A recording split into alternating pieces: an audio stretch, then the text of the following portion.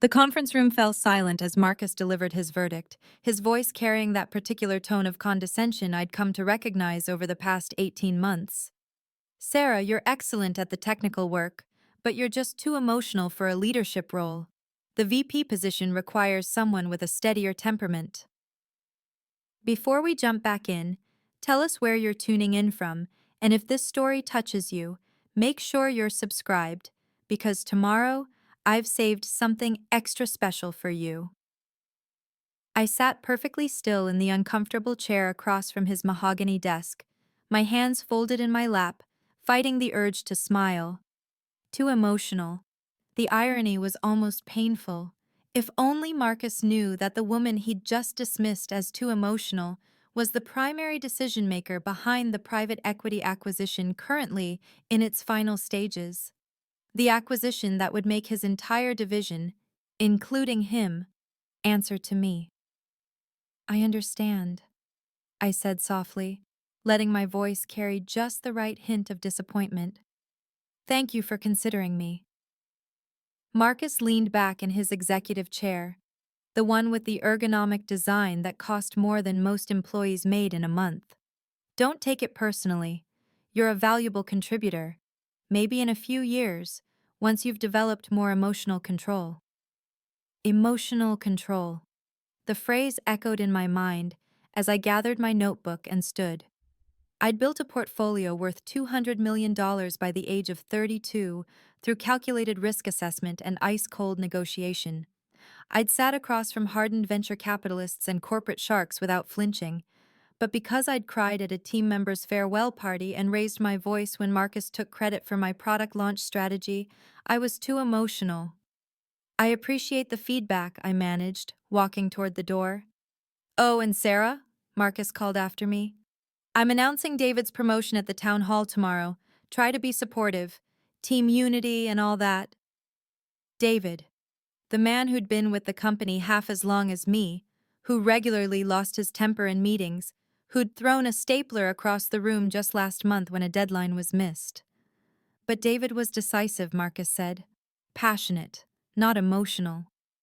I closed the door behind me and made my way back to my cubicle. Yes, cubicle, while Marcus occupied a corner office with floor-to-ceiling windows. My hands were steady as I opened my laptop, steady as they'd been 3 hours ago when I'd approved the final wire transfer that would close the acquisition by week's end. Before we begin, I want to take a moment to thank each of you for being part of this incredible journey. If you're enjoying these stories of empowerment, consider subscribing. It's completely free and helps us build this amazing community. Let's dive in. My phone buzzed. A text from James Chen, my attorney and the public face of the acquisition. Board meeting confirmed for Friday 3 p.m. All signatures obtained. Congratulations, Ms. Winters. I typed back quickly. Keep my identity confidential until the announcement. Standard NDA enforcement. Already handled. They still think they're dealing with Chen Equity Partners. Perfect. Marcus and his entire leadership team had spent the last 3 months courting what they thought was an investment firm, never realizing that Chen Equity Partners was simply the corporate veil I used for my private investments. Never suspecting that the junior analyst they'd been so dismissive of in their due diligence meetings was actually the principal. I'd attended those meetings, of course. Sat quietly in the back with my laptop, taking notes while Marcus pontificated about his vision for the division's future. He'd barely glanced at me, too focused on impressing the senior partners, all of whom were on my payroll. Coffee? I looked up to find Rachel from product development standing by my desk, holding 2 cups. Rachel, who'd mentored me when I first joined the company, who'd been passed over for promotions so many times she'd stopped counting. Thanks, I said, accepting the cup. Rough meeting with Marcus? She didn't ask how I knew. Everyone always knew when someone had a rough meeting with Marcus. He had a particular way of leaving people looking stunned. Apparently, I'm too emotional for the VP role. I kept my voice neutral, watching her reaction. Rachel's jaw tightened. He gave it to David. Announced tomorrow at the town hall. Of course he did. She sank into the extra chair beside my desk, the one I kept for moments like this. You know what David did last week? Screamed at Jennifer from QA for 20 minutes because of a bug she didn't even introduce. Made her cry at her desk. But that's not emotional, that's just David being thorough. I sipped my coffee, saying nothing. Rachel didn't need my validation. She needed to vent, and I was happy to listen. After all, in less than a week, things would be very different around here. I'm sorry, Sarah. You deserve that promotion. You've carried this division on your back for the last year and a half. Everyone knows the Reynolds product launch was all you. The Reynolds launch. My jaw tightened despite myself. I'd spent 11 months developing that strategy, negotiating with partners, coordinating across 7 teams. Marcus had presented it to the board as his vision, his triumph.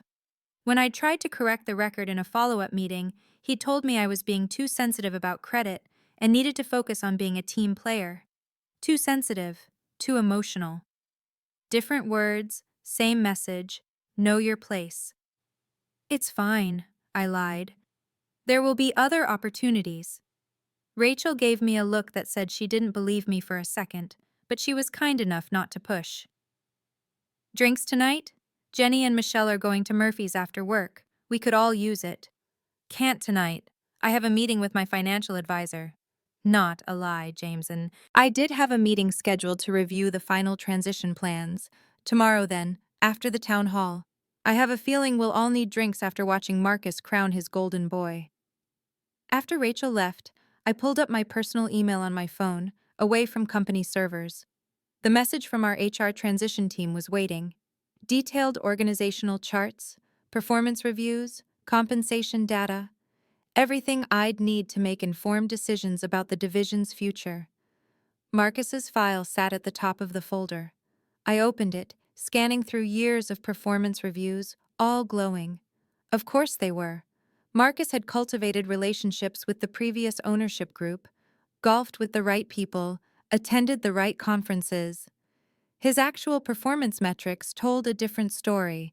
High turnover in his division, declining innovation scores, increasing customer complaints. But he interviewed well, he presented well, and he was never too emotional. My phone rang. My personal cell, not my work one. My mother's name flashed on the screen. Hi, Mom. Sarah, darling, are you sitting down? I frowned at her tone. What's wrong? Nothing's wrong. Something's wonderful. Your father's business, the one he lost 15 years ago? The new owners are going bankrupt. The bank is selling the assets. I know it's probably silly, but I wondered if... She didn't have to finish. I knew what she was asking. My father had built Winters Manufacturing from nothing, a small precision parts company that had supplied half the automotive industry in our region. Then Stratton Industrial had acquired them, promising growth and stability. Within 3 years, they'd stripped the assets, outsourced the manufacturing, and left my father with nothing but debt and broken promises. It had destroyed him. Not immediately. The collapse had been slow, grinding. But I'd watched my father, once vibrant and engaged, become a shell of himself. He'd died of a heart attack at 59, and I'd always believed it was really a broken heart. Send me the details, I said. I'll look into it. Sarah, I know you're doing well, but this would be expensive. Mom, send me the details. After she hung up, I sat staring at my cubicle wall, at the motivational poster someone had hung there ironically. Success is not final, failure is not fatal, it is the courage to continue that counts. I'd had courage. I'd continued. After my father's death, I'd put myself through business school working 3 jobs. I'd started investing with the small inheritance my grandmother left me, turning $50,000 into my first million through careful tech stock picks during the recovery. I'd built on that foundation, learning from every success and failure, until I had the capital to make real moves. And I'd learned to hide it. Learned that showing ambition made you a target, that demonstrating competence threatened insecure men, That crying at a funeral or raising your voice in frustration made you too emotional, while men who screamed and threw things were just passionate leaders. So I'd learned to be invisible. The quiet analyst, the dependable contributor, the woman in the background taking notes, right up until I wasn't. My work computer pinged. An email from Marcus to the entire division. Town hall tomorrow. Exciting announcements ahead. I could picture him now, sitting in his office, already savoring tomorrow's moment. The applause when he announced David's promotion, the knowing looks from his leadership team. Another win for the boys' club. Except this time, the game had already changed. He just didn't know it yet.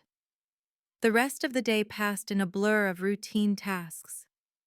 I attended my regular meetings, updated my project tracking sheets, responded to emails with my usual efficiency.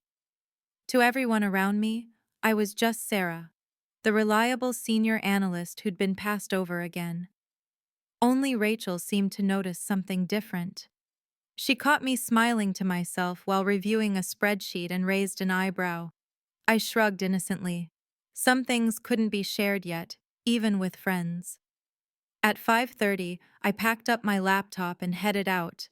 Marcus was still in his office, door open, laughing on a phone call. Probably telling someone about how he'd let me down easy, how he'd been gentle with his feedback. He prided himself on his emotional intelligence. The evening air was crisp as I walked to my car, a modest Honda Civic I'd been driving for 6 years.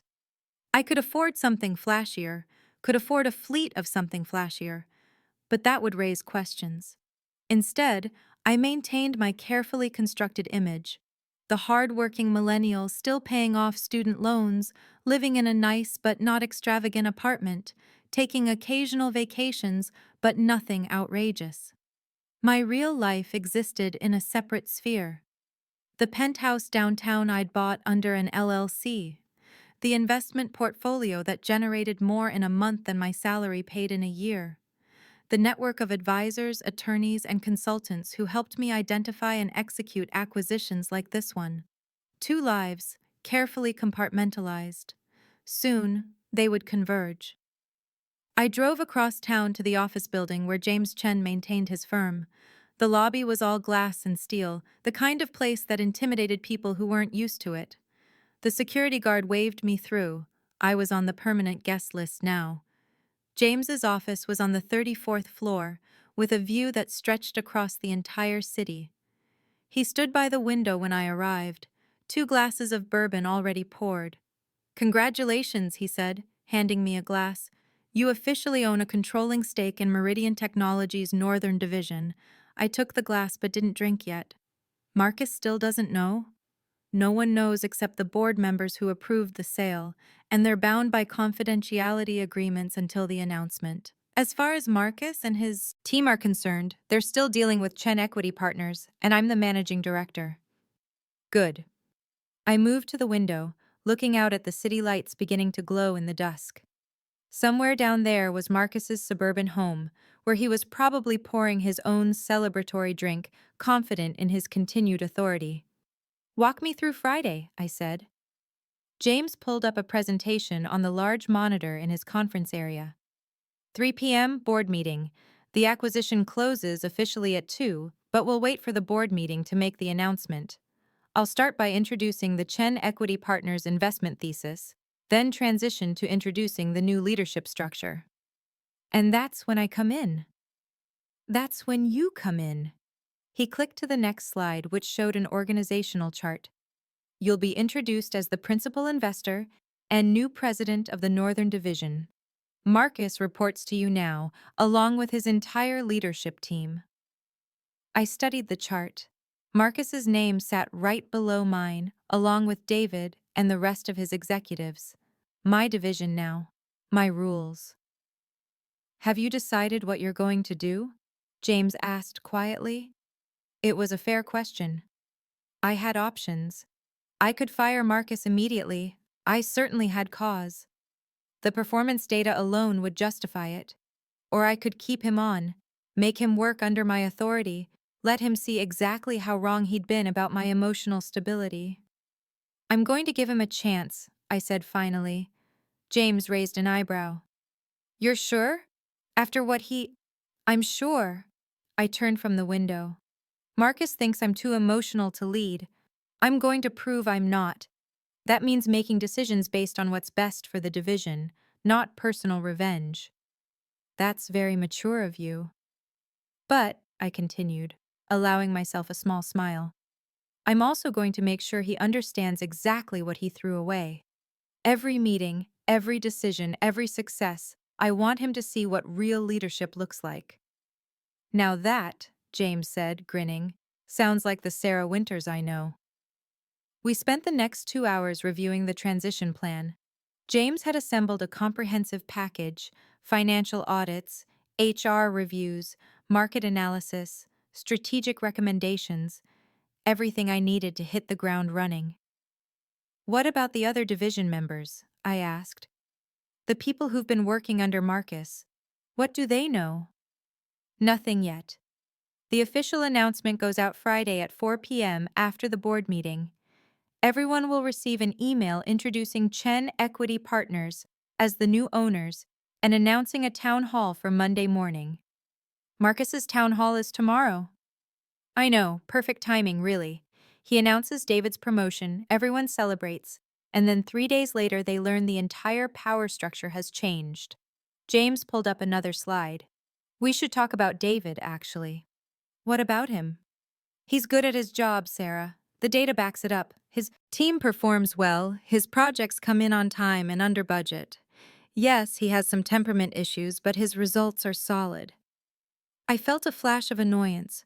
Was James really defending the man who'd gotten my promotion? But then I forced myself to look at the data objectively. He was right. David's metrics were strong. His team's retention was actually better than average. The stapler incident had been ugly, but it had also been an anomaly during an unusually stressful period. Fine, I said. David stays, for now. But he's going to learn that throwing things in meetings isn't acceptable leadership behavior. Agreed, James made a note. What about Rachel Martinez? She's been passed over for promotion multiple times, despite strong performance reviews. I thought of Rachel, who'd brought me coffee this morning, who'd mentored me, who'd been fighting this same battle for years longer than I had. Rachel gets a serious look for advancement, I said. If her metrics support it, and I think they do, she moves up. I want a full review of everyone who's been passed over in the last 3 years. If we have talented people being held back for the wrong reasons, I want to know about it. James smiled. This is why you're going to be good at this. You're not just thinking about revenge. You're thinking about fixing a broken system. The revenge is just a bonus, I said dryly. By the time I left James's office, it was after 8. The city had transformed into its nighttime version, all lights and movement. I sat in my car for a moment before starting it, letting the reality sink in. In 3 days, everything would change. My double life would end. Sarah Winters, the too emotional analyst, would become Sarah Winters, the president of a major tech division, and Marcus would have to call me boss. My phone buzzed with a text from Rachel. You sure about tomorrow night? You seem distracted lately. I typed back. Friday night instead? I'll have something to celebrate. Mysterious, but okay. Friday at Murphy's. I'll tell the others. I started the car and headed home, to my modest apartment, not the penthouse. That could wait a few more days. For now, I needed to maintain the illusion just a little longer. The next morning, I arrived at the office at my usual time, coffee in hand, ready for another day of being invisible. The energy in the office was different, though, electric with anticipation. Everyone knew about the town hall this afternoon, about Marcus's exciting announcement. Did you hear? Jenny from marketing caught me by the coffee machine. Marcus is announcing David's promotion today, VP of Product Development. He's going to be making bank. Good for David, I said neutrally. Is it though? Jenny lowered her voice. Everyone knows you should have gotten that role. You're the one who actually does the work. I shrugged, playing my part. Marcus thinks I need more time to develop my leadership skills. Jenny made a disgusted sound. Leadership skills. Meanwhile, David screams at people and throws office supplies, but sure, that's leadership. She wasn't wrong, but I couldn't say what I was thinking, that in 3 days, we'd all have a very different perspective on leadership skills. The morning crawled by. I kept checking my phone, not for anything specific, just the nervous energy of knowing what was coming. James sent one text. All systems go, T-minus 48 hours. At noon, I forced myself to eat lunch, though I barely tasted it. Rachel joined me in the cafeteria, along with Michelle from QA and Tom from engineering. "So who's ready for the Marcus show?" Tom asked, stabbing at his salad. "I heard he's got a PowerPoint and everything." "Of course he does," Michelle said. "Marcus loves a PowerPoint. Probably 50 slides about David's journey or some nonsense." $20 says he uses the phrase synergistic leadership, Rachel offered. 30 says he mentions David's Ivy League MBA at least 3 times, I countered. We all laughed, but there was an edge to it. Dark humor masking real frustration. These were good people, talented people, who'd been working under a system that valued presentation over substance, pedigree over performance. Not for much longer. At 2 p.m., we all filed into the large conference room for the town hall. Marcus stood at the front, indeed with a PowerPoint queued up on the large screen. David sat in the front row, trying to look humble but failing to hide his satisfaction. "Thank you all for coming," Marcus began, his voice booming with that particular executive confidence. "Today is an exciting day for our division. We're growing, we're thriving, and it's time to recognize the leadership that's making it happen." I sat in my usual spot in the back, notebook open, pen ready, taking notes like always. The good little analyst. As you know, we've been searching for the right person to fill our VP of Product Development role. This is a critical position, one that requires not just technical expertise, but vision, strategic thinking, and the emotional maturity to lead a large team through challenges. Emotional maturity. The phrase hit me like a slap, and I felt Rachel stiffen beside me. She reached over and squeezed my hand briefly. "I'm thrilled to announce that David Richardson will be stepping into this role, effective immediately." Applause erupted, led by Marcus and David's immediate team. I clapped too, maintaining my mask. David stood and shook Marcus's hand, grinning broadly. "David brings to this role not just his exceptional track record," Marcus continued, "but the kind of steady, decisive leadership style we need at the executive level. He's not afraid to make tough calls, to stand his ground, to push his team to excellence. Steady, decisive, not too emotional." The presentation continued for another 20 minutes. Marcus walked through David's achievements, some real, some embellished, some that I knew for a fact belonged to other team members. He talked about the division's bright future under this new leadership structure. He used the phrase synergistic leadership twice. Rachel elbowed me gently. Finally, it was over. People filed out, some congratulating David, others heading back to their desks with tight expressions. Rachel lingered by my side. "You okay?" she asked quietly. "I'm fine," I said, and I meant it. Because while everyone else was focused on David's promotion, I was focused on Friday's board meeting. On the moment when Marcus would learn that his entire world had shifted. "Friday drinks," Rachel reminded me. "You promised." "Friday drinks," I confirmed. "Trust me, we'll have plenty to celebrate." She gave me a curious look, but didn't push. I gathered my things and headed back to my desk, where an email was waiting from Marcus. "Sarah, I know today's announcement may be disappointing. Let's schedule some time next week to discuss your development plan. I'm committed to helping you grow." My development plan? How generous. I typed back, "Thank you, Marcus. Let's plan on Monday afternoon. I think we'll have a lot to discuss by then." Cryptic, but he wouldn't think twice about it. "Just Sarah, the eager analyst, hoping for feedback and guidance. I spent the rest of the afternoon in meetings, the kind of routine operational discussions that filled most of my days. Budget reviews, project updates, resource allocation.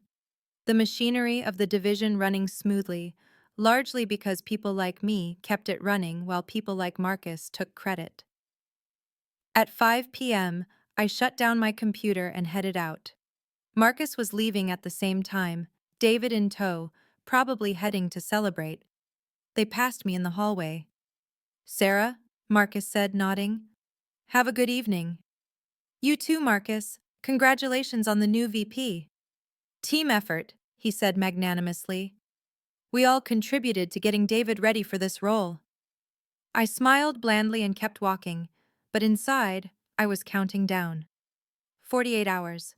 48 hours until Marcus learned exactly who had been contributing to what. That evening, I met James again, this time at an upscale restaurant downtown. We had final paperwork to review, last-minute details to confirm.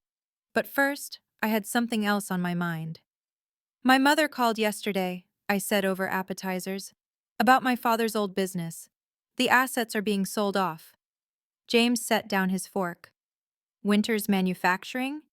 You know about it?" "Sarah, I'm your attorney. Of course I know about it. I did due diligence on your entire background when you first retained me." He paused. "What do you want to do?" "I want to buy it, rebuild it, make it what my father always dreamed it could be." "That's going to be expensive. Even with your portfolio, taking on a manufacturing business while also managing the Meridian acquisition." "I can handle it," I said firmly.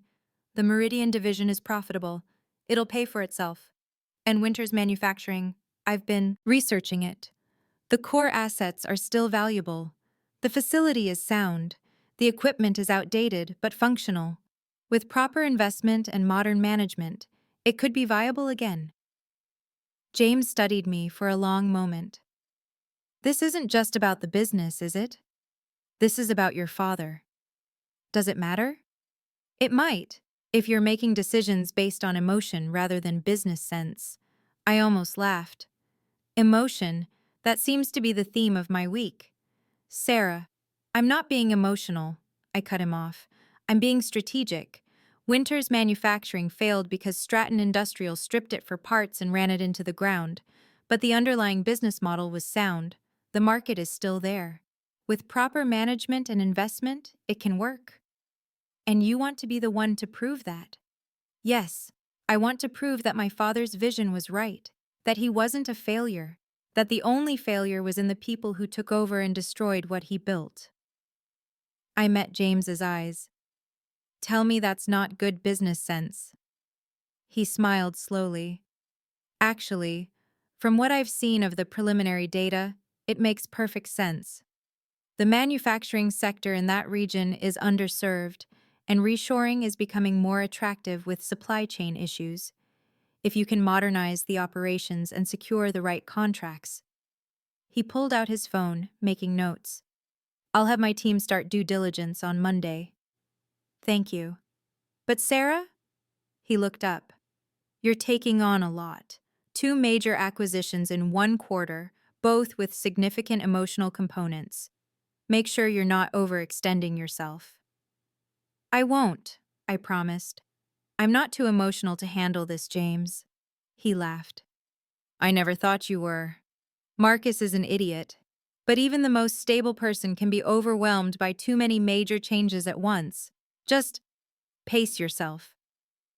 Sound advice, which I fully intended to ignore. Because this wasn't about pacing. This was about proving something. To Marcus, to everyone who'd ever dismissed me, but mostly to myself. We finished dinner and went over the final arrangements for Friday. The board meeting would start at 3, run for about 90 minutes, and conclude with the announcement. James would handle the introduction, then turn it over to me. I'd have 15 minutes to present my vision for the division. "What are you going to say?" James asked.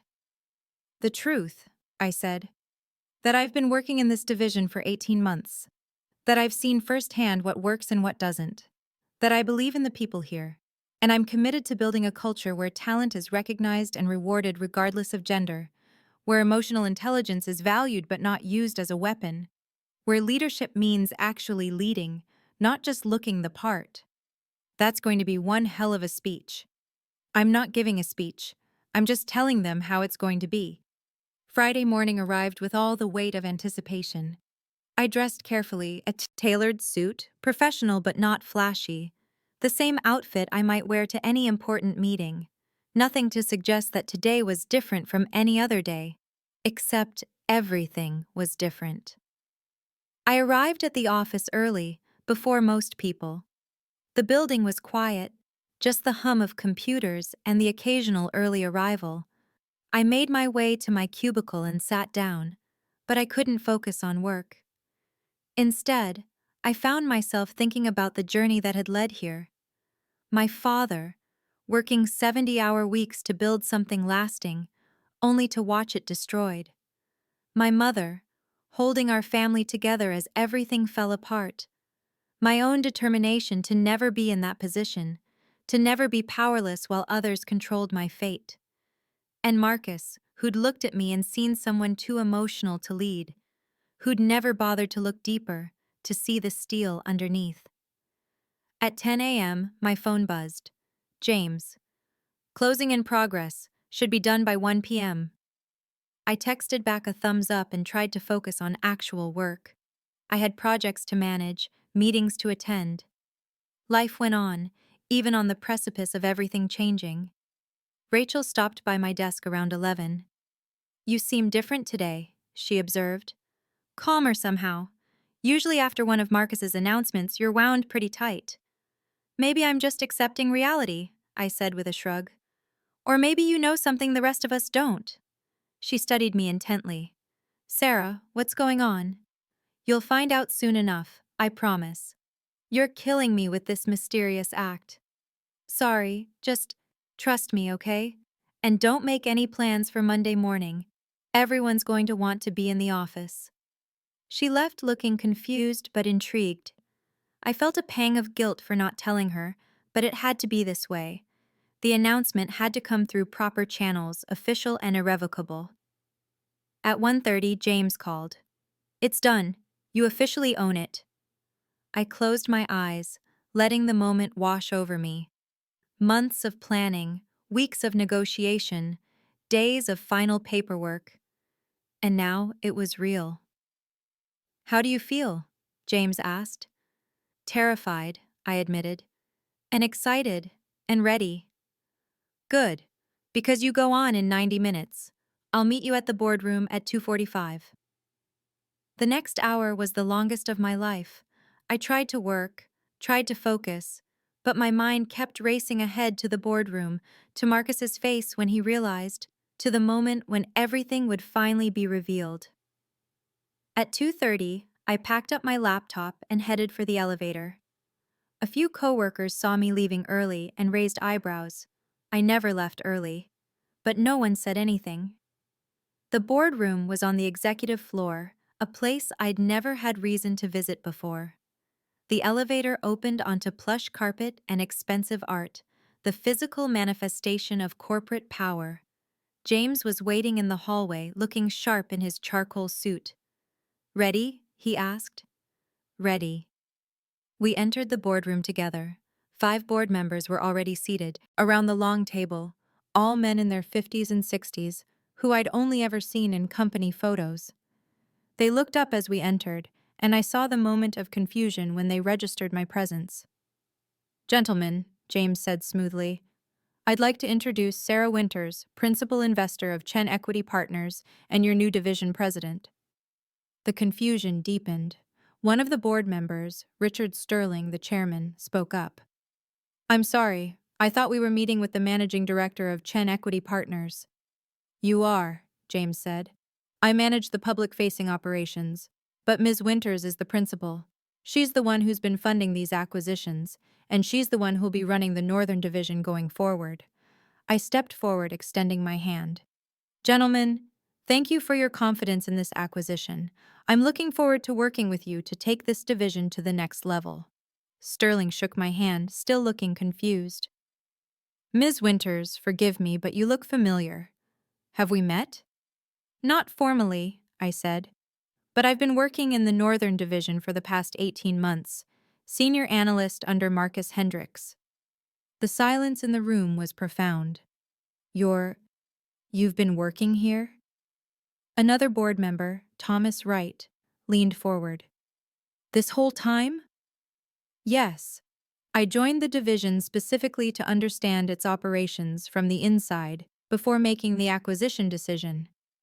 I wanted to see firsthand how it functioned, where the strengths and weaknesses were, what kind of culture existed.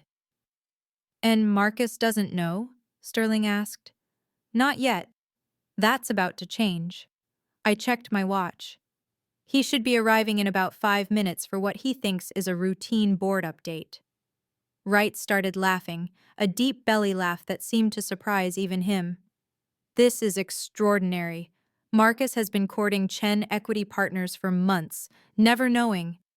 He broke off, laughing again. It was necessary, I said simply. If Marcus had known the real identity of the potential buyer, it would have changed how he operated. I needed to see the division as it truly was, not as he'd present it to a potential investor. Sterling was still studying me. And what did you see, Ms. Winters?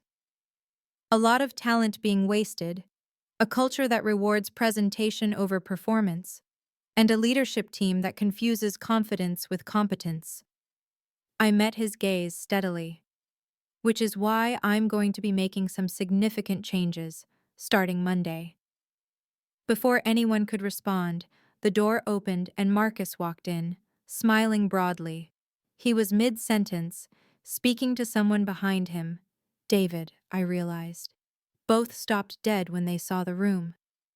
Richard, Marcus said, recovering quickly. I didn't realize I thought this was our quarterly review meeting. It is, Sterling said. But we have some guests. Marcus, David, I'd like you to meet Sarah Winters of Chen Equity Partners. Marcus's eyes flicked to me, then away, clearly not recognizing me in this context. Pleased to meet you, Ms. Winters. I've been working with your team on the acquisition. I think you'll find we've met, I said quietly. Marcus finally looked at me directly, and I saw the moment of recognition. His face went through a remarkable series of expressions: confusion, disbelief, understanding, and finally, shock. Sarah, he said, his voice strangled. What are you doing here? I'm the principal investor in Chen Equity Partners, I said, keeping my voice level and professional. As of 1 p.m. today, I own this division, which means, as of Monday morning, you report to me. The color drained from Marcus's face. David looked like he'd been struck. The board members watched with barely concealed fascination. This is some kind of joke, Marcus said, but his voice lacked conviction. No joke, James said, stepping forward with a folder. Everything's legal and documented. The acquisition closed 3 hours ago. Ms. Winters is now the division president, with full operational authority. You and your leadership team will report directly to her. Marcus sank into the nearest chair, looking genuinely stunned. I almost felt sorry for him. Almost. But then I remembered sitting in his office 2 days ago, being told I was too emotional to lead, being passed over for a promotion I'd earned, watching him hand my achievements to someone else. And I didn't feel sorry anymore. Let's begin, I said, taking my seat at the head of the table. We have a lot to discuss. Preparing and narrating this story took us a lot of time, so if you are enjoying it, like this video, it means a lot to us.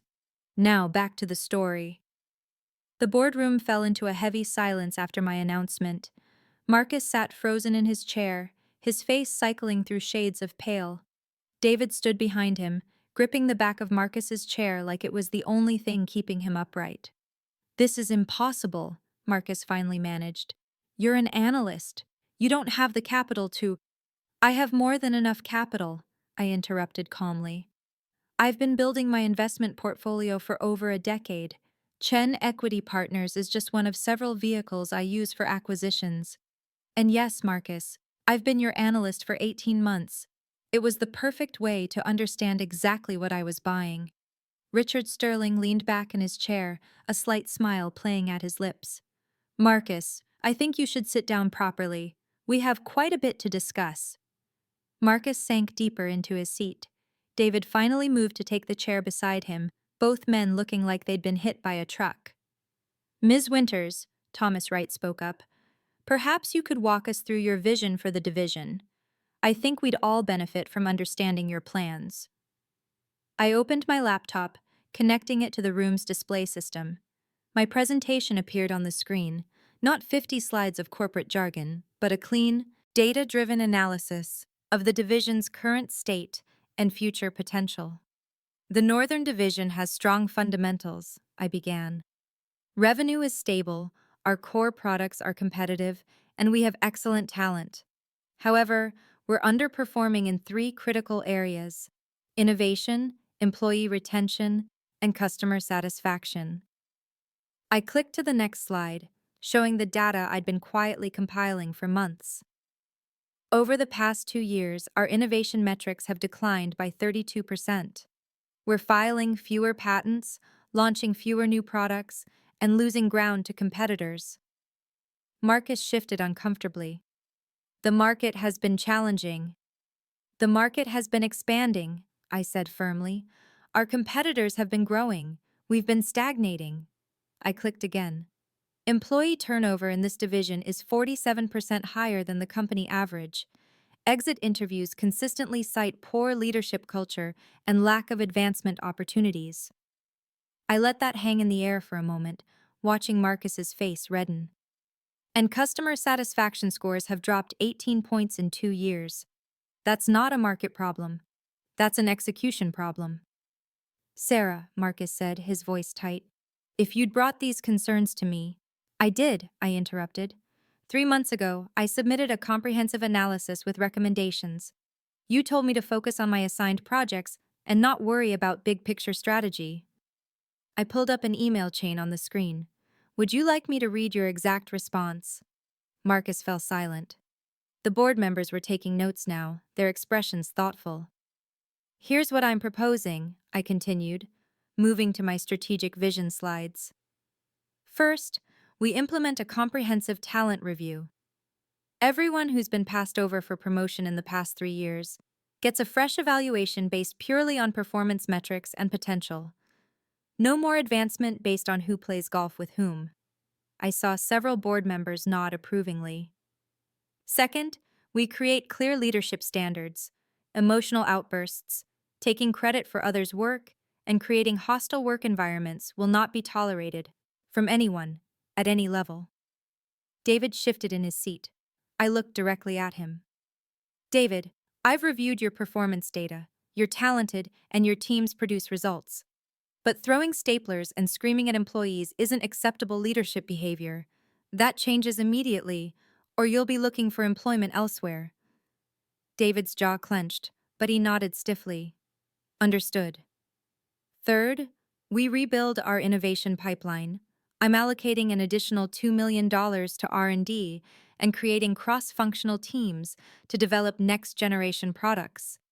Teams will be led by the people with the best ideas and strongest track records, regardless of their current title or tenure. I advanced to my final slide. The goal is simple: make this division the most profitable and innovative unit in Meridian. Technologies, we have the talent. We just need the right culture and leadership to unleash it. Richard Sterling was the first to speak. Ms. Winters, this is precisely the kind of vision we were hoping to see from this acquisition. You have our full support. Thank you. I'll be implementing these changes starting Monday morning. I'm calling an all-hands meeting to introduce myself and outline the new direction. Thomas Wright raised a hand. What about current leadership? Will there be immediate changes? I glanced at Marcus, who sat rigid in his chair, then back to the board. That depends on their willingness to adapt to the new culture. I'm not interested in wholesale terminations. That would be disruptive and wasteful. But I am interested in accountability. Leaders who can't meet the new standards will be transitioned out. Those who can will have opportunities to prove themselves. It was more generous than Marcus deserved, and we both knew it. But this wasn't about revenge. It was about doing what was best for the division. Marcus, I said, addressing him directly for the first time since the reveal, you're VP of Operations. You have institutional knowledge and client relationships that are valuable. But your leadership style needs to change, starting immediately. Can you do that? The room waited. Marcus looked at me, and I saw the calculation behind his eyes. He could refuse, could quit in protest, could make this difficult. Or he could swallow his pride and adapt. Yes, he said finally, the word clearly painful. I can do that. Good. We'll meet Monday morning to discuss your specific objectives and expectations. I'll be scheduling one-on-ones with your entire team over the next 2 weeks. The rest of the board meeting proceeded smoothly. We discussed transition logistics, communication strategy, and timeline. At 4 p.m. as planned, an email went out to the entire division announcing the acquisition and Monday's town hall. As the meeting broke up, Marcus approached me, David trailing behind him. Sarah, Marcus said quietly, can we talk? Privately? I nodded to James, who was packing up his materials. Give us 5 minutes. When the room cleared, Marcus stood across from me, his earlier shock replaced by something that looked almost like respect. That was quite a play, he said. 18 months undercover. I have to admit, I never saw it coming. That was the point. The things I said to you, about being too emotional. He ran a hand through his hair. I'm guessing you're going to hold that against me. Should I? He had the grace to look ashamed. No, I was wrong. Obviously. But Sarah, Ms. Winters, I meant what I said in there. I can adapt, I can change. This division is my career. I don't want to lose it. I studied him for a long moment. The man who'd dismissed me, patronized me, stolen credit from me. Part of me wanted to fire him on the spot, to watch him pack up his corner office in humiliation, but that wasn't who I was, and it wasn't what the division needed. Here's what's going to happen, I said. You're going to go home this weekend and think long and hard about your leadership style. Monday morning, you're going to stand in front of the entire division and support the new direction, enthusiastically. And then you're going to prove through your actions that you can be the leader this division needs. And if I can't, then you'll leave with a generous severance package and good references. I'm not going to destroy your career, Marcus, but I'm also not going to let you hold this division back. He nodded slowly. That's fair. More than fair. He extended his hand. I'll see you Monday, Ms. Winters. I shook his hand, then watched him leave with David. When they were gone, James returned. That was generous, he observed. It was strategic, I corrected. Firing him immediately would make me look petty and create instability. This way I look reasonable, and if he fails to adapt, everyone will see it was his choice. And if he does adapt? Then I'll have turned a mediocre leader into a good one, and the division benefits. Either way, I win. James smiled. See? Not too emotional at all. The weekend passed in a blur of preparation. I finalized my town hall presentation, reviewed personnel files, and mapped out my first 100 days. On Saturday afternoon, I drove out to see my mother. She opened the door with her usual warm smile, which turned to surprise when she saw what I was carrying. Sarah, what's all this? I set down the folder of documents on her kitchen table.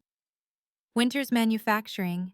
I bought it, all of it, the facility, the equipment, the intellectual property. Everything. My mother's hand flew to her mouth. Sarah, you didn't. That must have cost... It cost exactly what it was worth, I said firmly. And I'm going to rebuild it, make it what Dad always wanted it to be. She sat down heavily, tears streaming down her face. Your father would be so proud of you. I'm going to call it Winters Precision Manufacturing. We'll focus on high-end automotive and aerospace components. I've already got James's team doing market analysis, and the preliminary numbers look good. When did you become so fearless? My mother asked, shaking her head in wonder. I learned from watching Dad, I said. He wasn't afraid to build something. He was just betrayed by people he trusted. I'm not going to make that mistake. We spent the rest of the afternoon going through the documents, my mother asking questions and offering memories of the old facility. By the time I left, she looked 10 years younger, energized by the possibility of her husband's legacy being restored. Sunday evening, I stood in my real apartment, the penthouse downtown, and looked out at the city lights. Tomorrow, my double life would end. Everyone would know who I really was. I should have been nervous. Instead, I felt calm, ready. My phone buzzed, a text from Rachel. Did you see the email about the acquisition? Chen Equity Partners bought us. Town hall tomorrow. Any idea what's going on? I typed back. See you at the town hall. Trust me. It's going to be interesting. Monday morning arrived with crystalline clarity.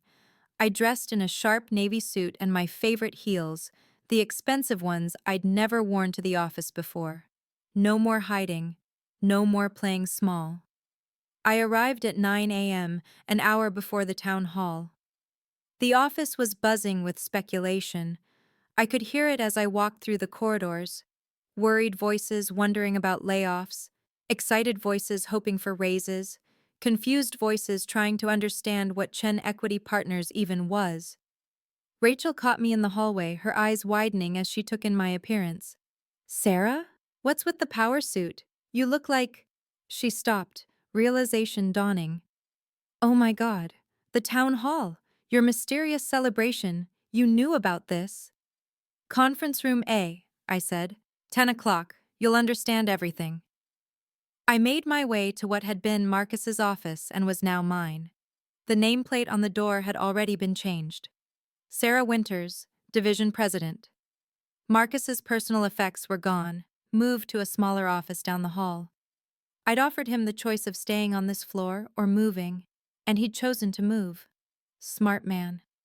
My desk was clear except for a single folder, my speech notes, though I barely needed them. I'd been rehearsing this moment in my head for months. At 9:45, I headed to the large conference room. The entire division was gathering, over 200 people cramming into a space designed for 150. Marcus was already there, standing off to the side. When he saw me, he straightened, then did something I never expected. He started clapping. Slowly, the applause spread through the room as people realized Marcus was applauding me.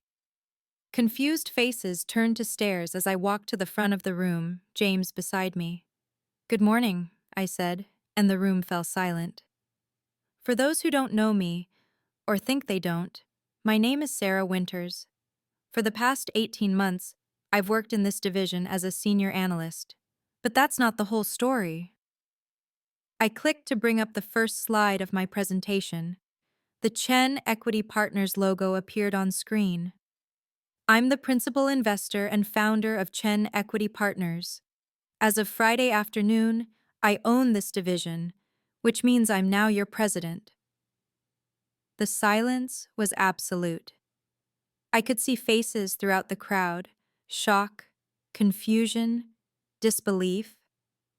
Rachel sat in the third row, her mouth literally hanging open. I know this is a surprise, I continued. You're probably wondering why I spent 18 months working as an analyst when I was planning to buy the company. The answer is simple. I needed to understand this division from the inside. I needed to see how it really worked, not how it looked in quarterly reports and board presentations.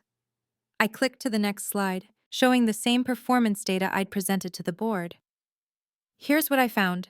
Incredible talent being wasted, good ideas being ignored, hard work going unrecognized, and a culture that valued presentation over performance, connections over capability, and confidence over competence.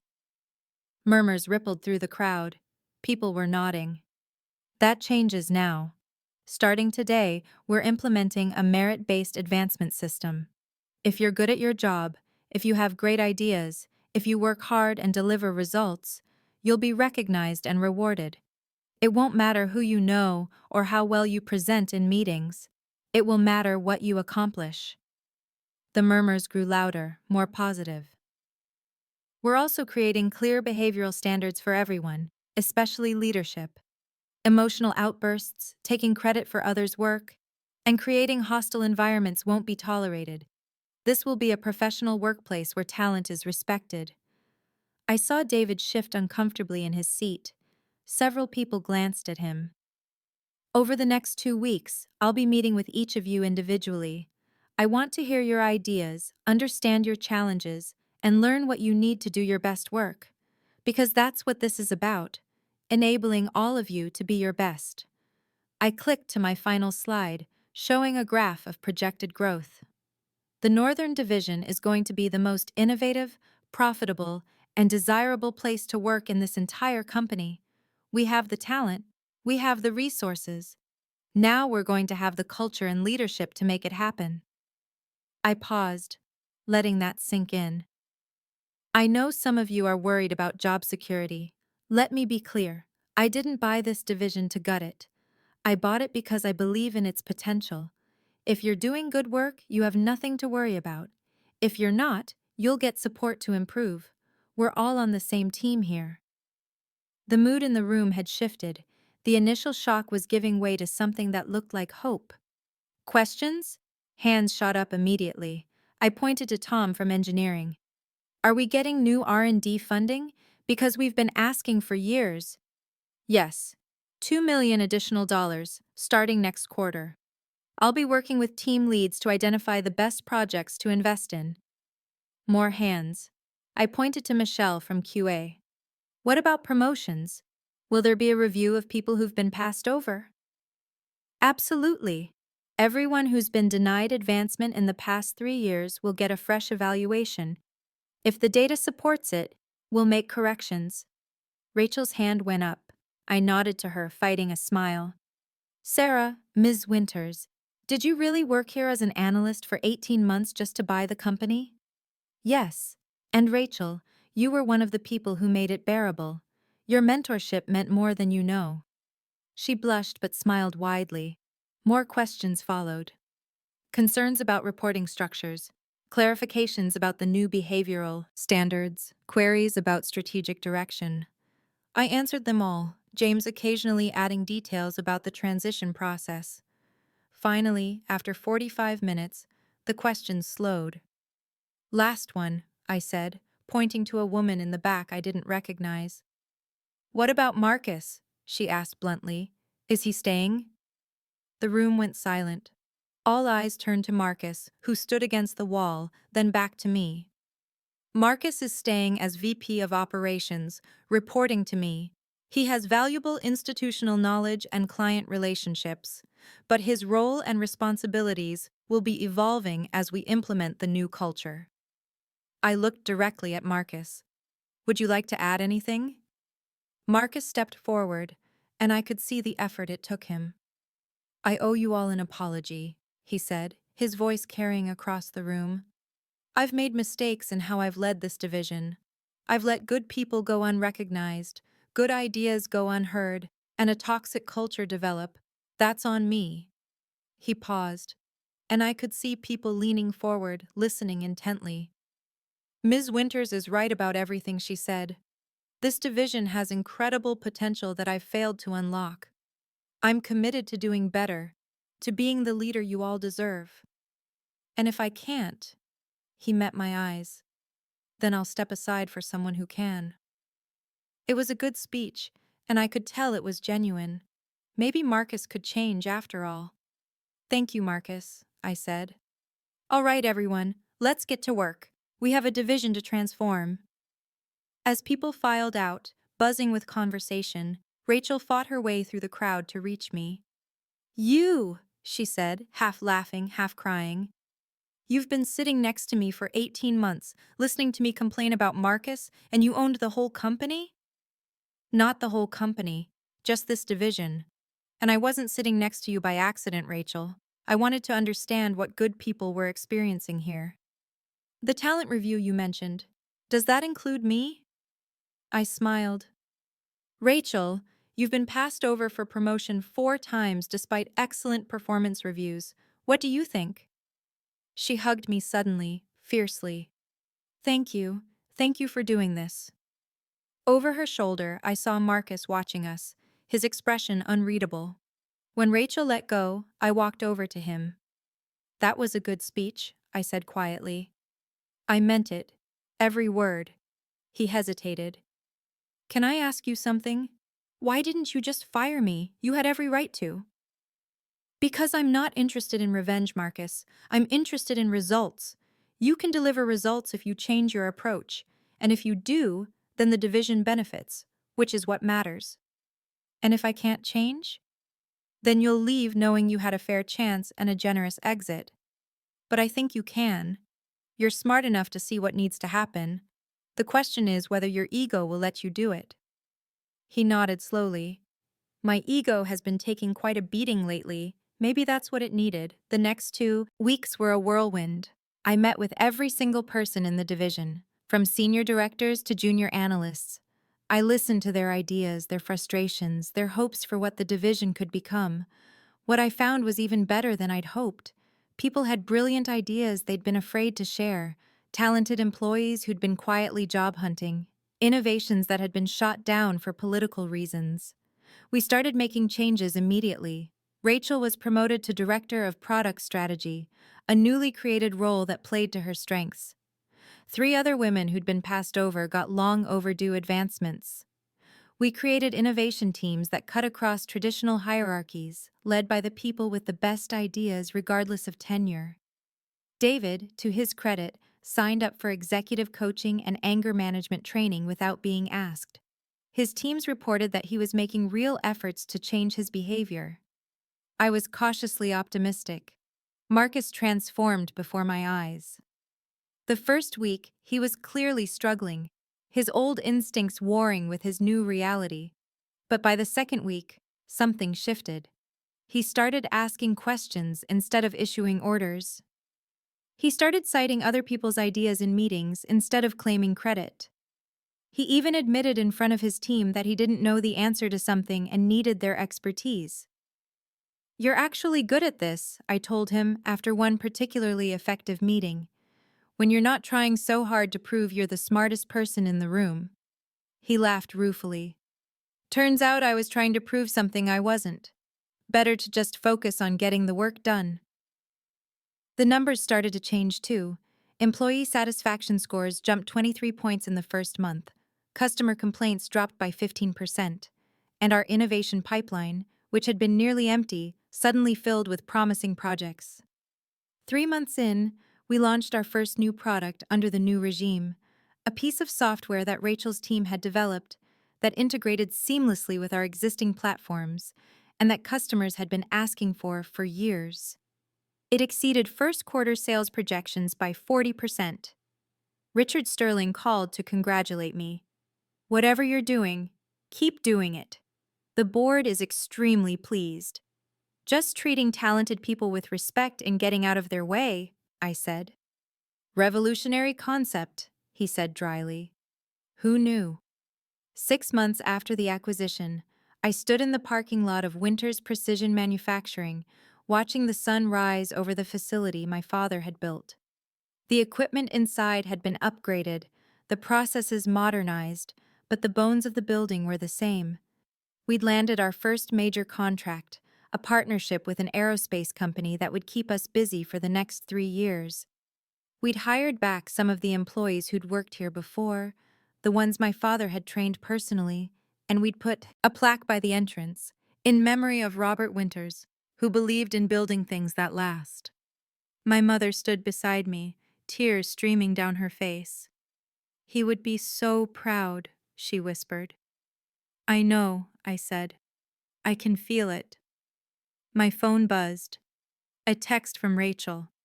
Morning, boss. Innovation team has something exciting to show you. Can you come in early? I smiled. They all called me boss now, but it didn't sound like it had when Marcus said it. It sounded like respect earned, not authority imposed. On my way, I typed back. As I drove toward the Northern Division headquarters, I thought about everything that had changed in 6 months. The promotion I'd been denied had led me to take control of the entire division. Marcus's dismissal of me as too emotional had forced him to confront his own limitations. And my father's failure had become the foundation for something stronger. The irony was delicious. When I arrived at the office, Rachel was waiting with her team, practically bouncing with excitement. "What's got you all so energized?" I asked. "Remember that idea I mentioned about expanding into AI integration? The one Marcus shot down 2 years ago?" "I remember. We've been working on a prototype. Sarah, this could revolutionize our entire product line." She pulled up the demo, and I watched as her team walked me through their concept. It was brilliant, innovative, exactly the kind of thinking that had been suppressed for too long. "How soon can you have a pitch ready for the board?" I asked. Rachel's eyes widened. "Really? You think they'll go for it?" "Rachel, this is exceptional work. Of course they'll go for it. Get it polished and we'll present next month." After they left, still buzzing with excitement, I sat in my office and looked out at the division floor. People were arriving, greeting each other, settling into their work. No one looked anxious or afraid. The energy was different now, purposeful, collaborative, hopeful. Marcus appeared in my doorway. "Morning, got a minute?" "Sure." He sat down, looking more relaxed than I'd ever seen him. "I wanted to thank you for giving me a chance to change instead of just firing me. I know I didn't deserve it. You earned it by actually changing. That's not easy." "It's the hardest thing I've ever done." He paused. "I've been thinking a lot about what you said, about my ego. You were right. I spent so much time trying to prove I deserved to be in charge that I forgot to actually be good at being in charge. And now? Now I'm focusing on helping other people succeed. Funny thing, turns out that's actually way more satisfying than taking credit for everything." I smiled. "Welcome to real leadership, Marcus." After he left, I pulled up my email and found a message from James. "Winter's precision manufacturing exceeding projections. Nice work. Also, there's another opportunity I want to discuss. A tech startup that's being mismanaged. Remind you of anything?" I laughed. Another company that needed saving. Another chance to prove that treating people with respect and recognizing talent wasn't just good ethics, it was good business. "Set up a meeting," I typed back. "Let's talk." My phone rang. My mother. "Sarah, I just got the strangest call. Someone named Thomas Wright from some board. He said he's doing an article about successful women in business and wants to interview you. Something about overcoming gender bias in corporate environments?" I smiled. "Tell him yes. I'll do the interview." "Should I ask what this is about?" "Just a story about a woman who was told she was too emotional to lead," I said, "and what she did about it." The article ran 3 months later in a major business publication. "From Analyst to President, How Sarah Winters Bought the Company That Rejected Her." It told the whole story, my 18 months undercover, Marcus's dismissal of me as too emotional, the acquisition, the transformation of the division. It included quotes from employees about the culture change, data showing our improved performance, and a particularly candid interview with Marcus about his own transformation. The response was overwhelming. I received hundreds of messages from women sharing their own stories of being called too emotional, too aggressive, too ambitious. Job applications to the Northern Division tripled, and 3 major investors reached out wanting to discuss funding opportunities for other acquisitions. But the message that meant the most came from Rachel. "Thank you for showing us what real leadership looks like. You changed my career. You changed my life. You changed everything." I sat in my office, the corner office with floor-to-ceiling windows that used to be Marcus's, and read her message again. This was what it was all about. Not revenge, not proving a point, but creating a place where talented people could thrive regardless of whether they fit someone's narrow definition of leadership. Marcus knocked on my open door. "Hey boss, the quarterly numbers are in. We're up 42% year over year. Best performance in the division's history. Outstanding. How's your team feeling? Exhausted but energized. They're already talking about next quarter's goals. That's what happens when people believe in what they're building. He nodded. I never would have believed it 6 months ago, but you were right. About everything. Treating people with respect, recognizing talent, creating a real meritocracy. It actually works better than the old way. Imagine that, I said dryly. After he left, I looked out at the division floor one more time. 200 people working together, innovating, collaborating, succeeding. This was my revenge, not destroying Marcus, but building something better. Not proving I wasn't too emotional, but proving that emotional intelligence, empathy, and respect were actually leadership strengths, not weaknesses.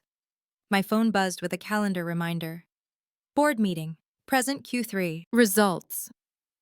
I gathered my materials and headed for the elevator, the same elevator I'd taken 6 months ago when I was still hiding who I really was. But I wasn't hiding anymore. I was leading, and it turned out I was pretty damn good at it. Up next, you've got 2 more standout stories right on your screen. If this one hit the mark, you won't want to pass these up. Just click and check them out. And don't forget to like, subscribe, and turn on the notification bell so you don't miss any upload from us.